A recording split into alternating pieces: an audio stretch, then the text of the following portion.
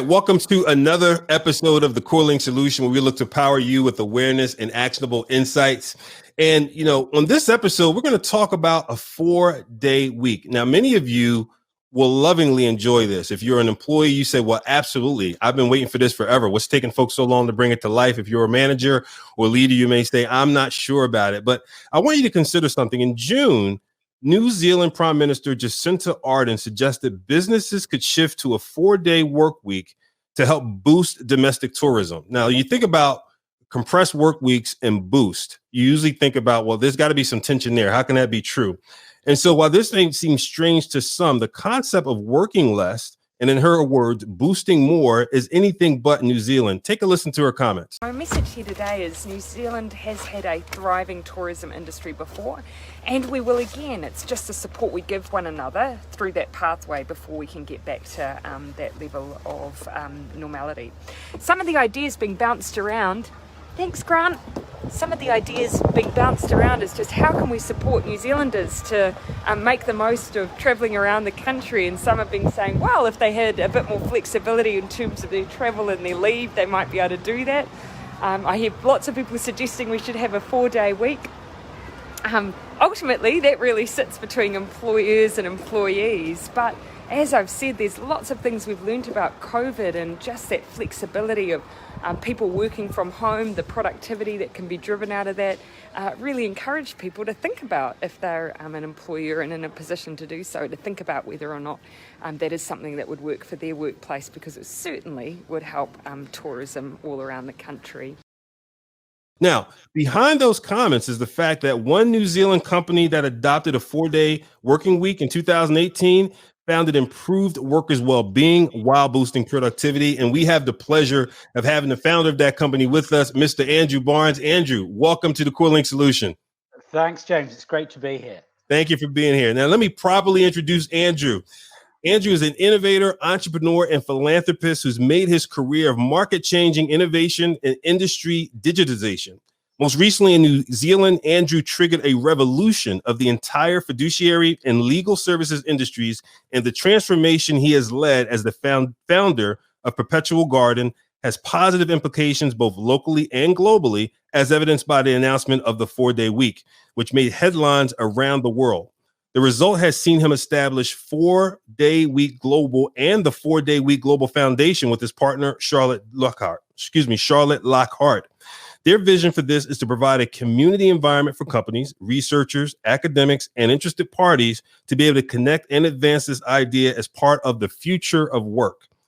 Through this work, he is on the advisory boards of both the U.S. and Ireland 4-day week campaigns and the board of the newly created Wellbeing Research Center at Oxford University. So again, Andrew, welcome to the Core Solution.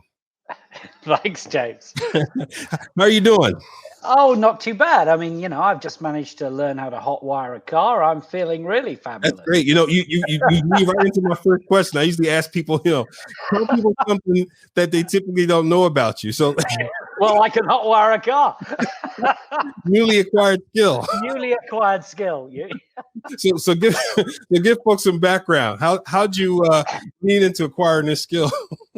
Well, I have got a 1951 Bentley, which is designed to look like a 1930s Bentley, and so it's doubly inefficient. And the only way that I could get it to move yesterday was when I took it out on a drive. If I slammed the door very hard, continually, possibly for 10 minutes, I could start the car. So I've been working out how to bypass everything, and I've just successfully managed to hotwire my first car. There you go. Yeah, listen. You have children? I do. It's a skill I shall be passing on to them, so I won't need to buy them cars. There you go. They're gonna be so proud when they hear this. You've now put back into cool. Okay. Yeah. Oh, that's great. So listen, the 4-day work week concept, is not a brand new concept, right? I think people have tried things over the year, flexible work arrangements and whatnot. But I think what is new is the magnitude in which you've done it for an entire company. Is that fair? Yeah, I think it's fair. I think the two different things that have occurred is that before, when people talked about work-life balance, they talked 4-day week and vice versa. Mm-hmm. That's what this was about. It was about improving work-life balance. Now, I approached this from entirely different perspective, and that was that I'd read this article about British productivity and how bad it was. And specifically, that surveys indicated that people were productive for about 2.5 hours a day. Yeah. And I thought, why was that happening? Is that because of interruptions, inefficiency, a whole raft of different things? So I thought if I incent my staff and say, look, guys, if you can find out a way to do your job in 4 days rather than 5, find out those hacks. I'll pay you for 5 because, hey, that's what I'm paying you for output, not the amount of time you spend here. Would that work? And that really was the genesis of the idea. Let's have a conversation about productivity, not a conversation about work-life balance. Gotcha. Okay, got it. So you went around the output, and I like the challenge, right? Because you get someone to think about, okay, wait a minute, let me make sure I get this straight.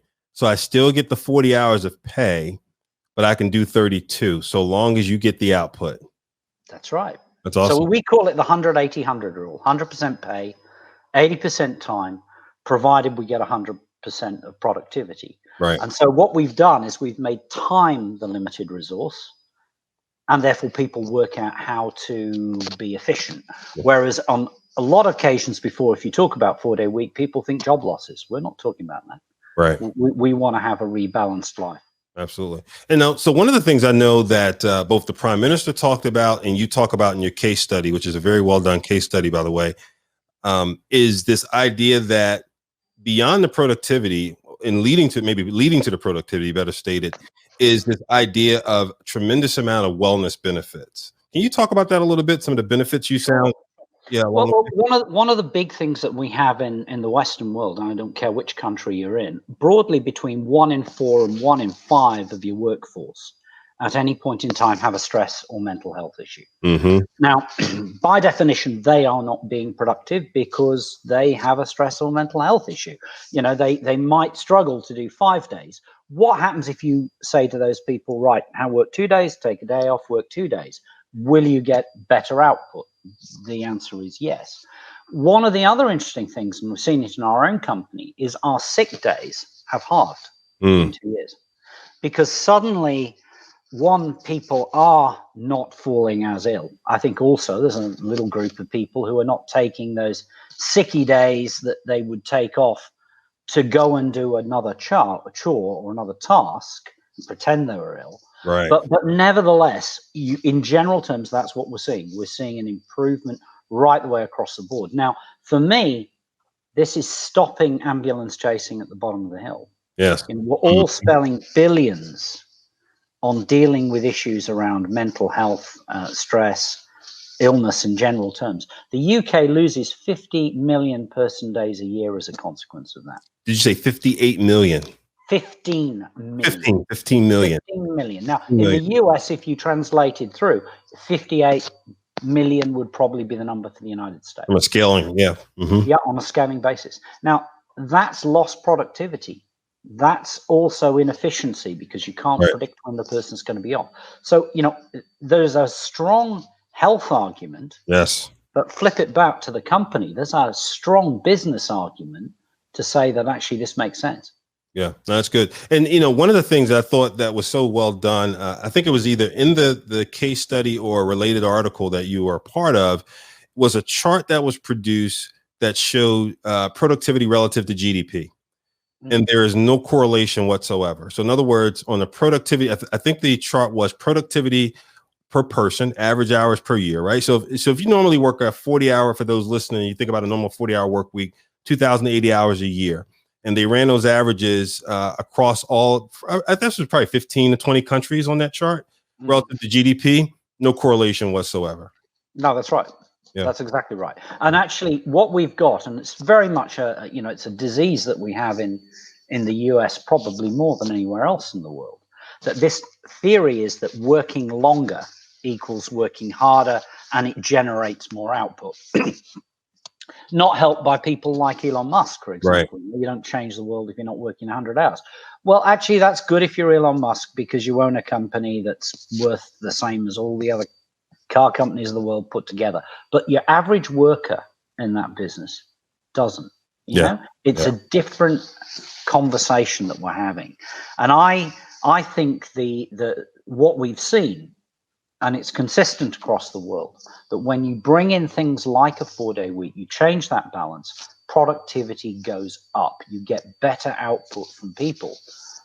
You know, it's not hard. If you're healthy, you're rested, you're enthusiastic, you're engaged, you're going to get more or less productivity from someone. Absolutely. Okay, great. All right. So once you did your study for Perpetual Garden and you then started to do more case studies, what are some of the findings that you found, particularly as you think about the implementation process for these, these compressed work weeks in companies? Well, I think the first thing is we discovered that the more you think about it as a business, the more you plan it, the more you try and work out how you would implement it. Frankly, the harder it is. The trick for most companies is actually to empower their staff to come up with the structure and solution. You give the challenge to the people who know your business better than anything else. And also, more to the point, they know what they're doing that's not that productive. So if you give them the challenge and you run it through a trial period, you will actually get very good results. And we're seeing that strategy is pretty consistent, across the board. Okay. We're seeing also, companies recognizing that what this does is address resilience. Now, that's a big issue in the post-COVID world. We found, and I'll put this in the broader New Zealand context, so out of a workforce of 2.6 million people, all bar about 200,000 people were being paid by the government, either on benefits, wage support, or directly worked for the government. And that was because business turnover had dropped. We had 2 record months because we were already capable of understanding how people could cover each other. Yes. Important when you're working from home. We had that resilience. We understood productivity. We understood output. So once companies recognize that, they realize that, the 4-day week is a very sensible business solution. Yeah, no, that's a great point. Didn't even think about that part of it, because it naturally happens as a byproduct of implementing it, that resilience, which we know often in many companies, we think we have that resilience plan together. And then the disaster hits and the plan hasn't been properly stress tested. And well, James, you're right. I mean, you think about what we do. We all have business continuity plans. Absolutely. What does that mean? That means we all go and check whether that data center over there can back up that data center. Absolutely. What's the bit we never check? Our people. Yeah, that's exactly never right. Check that. Our systems flicked over. Well, we're good. Yeah. We've had to do a really drastic business continuity plan. And actually, most companies did that with literally no testing of whether their people could operate remotely for long periods. They just had to switch. People found a way to do it, not the companies. Yeah. So far, how many case studies have you performed? Well, in terms of direct involvement, we would be probably, 60, 70. Okay. In terms of companies that we know of that have adopted the 4-day week and we are in touch with them and we understand what's happening, we're in the thousands there. Wow. This is a movement that switched from 2 years ago I was a lunatic. Probably still am a lunatic. I'm on the fringe. But now, more and more companies are begging, asking the question, especially post-COVID. Actually, we need to look at this properly. And I think the one that also in America that really has moved the dial was the Microsoft trial in Japan, which well publicized 39.9% improvement in productivity. Amazing. 3 simple things in a 4-day week. Amazing. That's a lot of movement in 2 years. Oh yeah, look, I mean, when I did this, I had this little academic idea. I thought, God, I'm going to try it in my company. Yeah. And my board thought I was mad, and my leadership team thought I was mad. And we thought, well, it will get a little headline in the local paper. Right. And here we are 2 years later. We're in 85, 86 countries, have run the story, global audience of about 4.5 billion. There are companies all over the world that's doing it. Governments are engaging now. Obviously, the New Zealand government, Irish, the Australians. There's a local authority in Canada that's looking to do it. I'm actually speaking to a council in a major city council in America in a couple of weeks. People are starting to look at this and saying, actually, is this a solution that we can turn to? Yeah. That is a different model, and why not, frankly? Yeah. I'm curious, what was Oxford's interest in bringing you in to help them get more involved with this? Well, researchers are falling over themselves to get involved in this thing because there's an awful lot of things. There's productivity, obviously. There are issues around health and well-being. There are leadership studies. So we came across a couple of leading researchers based out of LSE and Oxford. Mm-hmm. And we said, well, here's our results. Uniquely, we'd brought in researchers from the get-go. So we brought in researchers from Auckland University and Auckland University of Technology. And that plugged us into the research network. Now, what I want to do is I want to encourage more research, because if I'm going to get, God forbid, the President of the United States to decide that actually a 4-day week is a rational strategy, I need to be able to prove it. Sure. I need research that isn't just one man sitting in the corner saying this is a great idea, Mm-hmm. but there is clear, rigorous academic study. And this is why we're working with Oxford.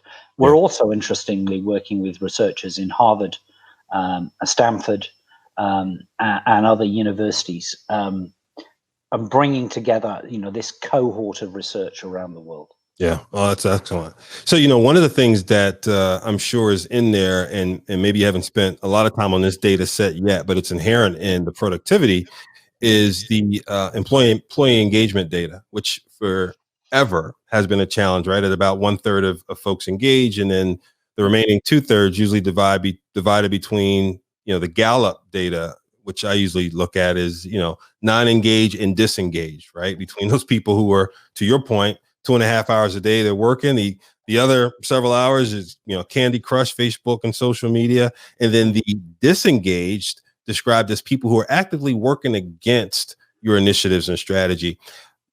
Are you able to speak at all to any of that data set? Yeah.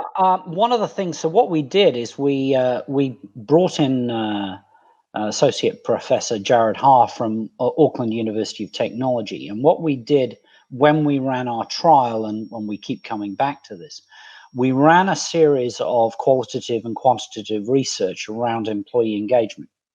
And what we found is that the scores that are empowerment, enrichment, engagement, enthusiasm, resilience went up 40%, 40%. They went up to the levels which were so high that the researchers said they'd never seen levels that high in New Zealand. Wow. And the part of this is we're playing two things here. So one is we're asking you how you would do your job better, and we are rewarding you with something that money can't buy, which is time. Now, the other side of that, and this comes back to my days in the military in the dim and distant past, nobody goes over the top for a flag or a mission statement. I mean, we spend all our time in businesses. Let's put a mission statement up. Nobody cares. You go over the top for the person on your left and the person on your right. And so what we've done with this, and I'll tell you, we've got a chap who's about my age down in one of our branches in the South Island, and he takes 2 afternoons off a week. You don't always have to take a day. You can do half days, reduced hours. So he takes 2 afternoons off. He goes home, and his granddaughter comes down to see him, and they have an afternoon, 2 afternoons together, doing grandfather-granddaughter stuff. They have tea together two afternoons, Mm-hmm. and his daughter comes, picks her up. She goes home. He tells the story and he cries. Now, key point. What is that? Is that man going to do everything possible to hang on to his 4-day week? Absolutely. And remember, I have the power under our model to say, guys, if you don't deliver me the productivity, that was your bit of the deal. Right. Come and work 5 days. That's my bit of the deal. Right. But equally, if you're his colleague, are you going to look that guy in the eye and say, actually, I was mucking around on Candy Crush this afternoon. We didn't hit our target. That's right. I've taken your afternoon with your granddaughter away. That's right. And equally, is he going to let you? That's right. That's right. So there's psychology in this. This is about saying to people, we're treating you like adults, but there's a responsibility to the company, to your colleagues, to yourselves. Absolutely. And there's so much in there, Andrew, too. And one, the point there extends to when you think of yourself as a leader, and what we always do, as leaders, we want growth, and we want transformational growth, and we want it sustained, and we want this loyalty from employees. And we're always trying to figure out how to get this loyalty. That you just explained in that story gives you a different type of loyalty that you could never pay for, right? We saw what's important to employees begin to shift, 10, 12 years ago, from salary and benefits to other things that are, have more, are more intangible, if you will. That story you just explained recaps it so well. The company that liberates him in that way, right, has a different place in that person's head and heart. And they're going to stay there because that, I think, will become if he ever wanted to leave, let me say it a different way. The company he wants to go to has to have that same setup and give him that same ability. James, you're absolutely right. And I think this is, it slightly changed post-COVID because, we were all at full employment pre. Now, if you want to attract the best and brightest talent and you want to retain it, then actually this is an employee benefit that is like no other, and you don't have to pay for it because it comes with higher productivity attached. Right. I mean, I always say, if you're a software engineer in Japan, do you want to work for Microsoft that will let you do a 4-day week? Or Right. do you want to go to a competitor? I remember Japan has a word for dying in the office. Yeah. Specific word. Specific word. This is the difference that you're making here. Yeah. And you're saying to people, we're approaching this, Mm-hmm. treating you as an adult. Right. We have respect. We're borrowing you from your lives to help us make money.